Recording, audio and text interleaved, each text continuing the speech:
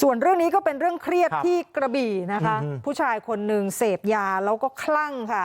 แล้วก็โวยวายจะทำร้ายทั้งคนในบ้านตัวเองรวมถึงชาวบ้านในหมู่บ้านด้วยนะคะปรากฏว่าตำรวจก็ต้องรีบเข้าไประงับเหตุเลยค่ะ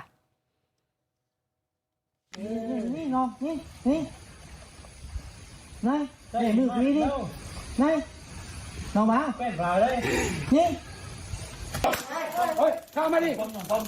อยากจะเอาเราเข้ามาได้จับผมเลยเราเย็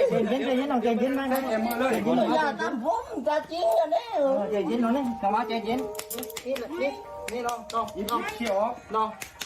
นายเมย์ถ้าพูดร้อยเราไม่เย็นเกี่ยวได้เด็ดเลย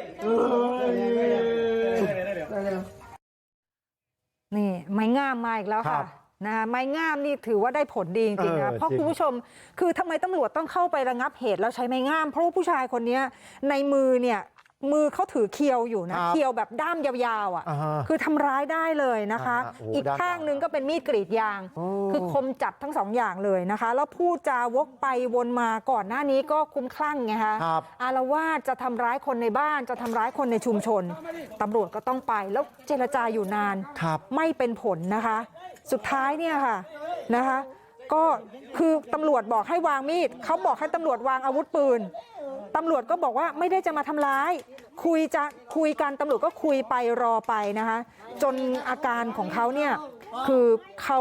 คลั่งถึงขั้นว่าจะวิ่งตรงเข้ามาที่ตำรวจจะทำร้ายอะค่ะ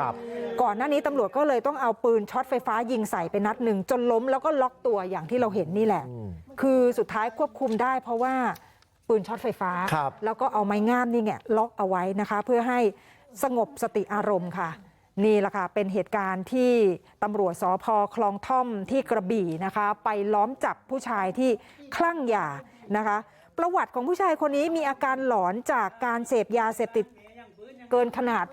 เป็นอย่างนี้มาแล้วหลายครั้งค่ะก็ควบคุมครั้งนี้ก็จะต้องให้ญาติส่งตัวไปรับการบำบัดให้หายนะคะไม่อย่างนั้นก็จะเป็นอันตรายกับคนในครอบครัวตอนนี้เอาไปสงบสติอารมณ์ที่โรงพักก่อนนะคะนี่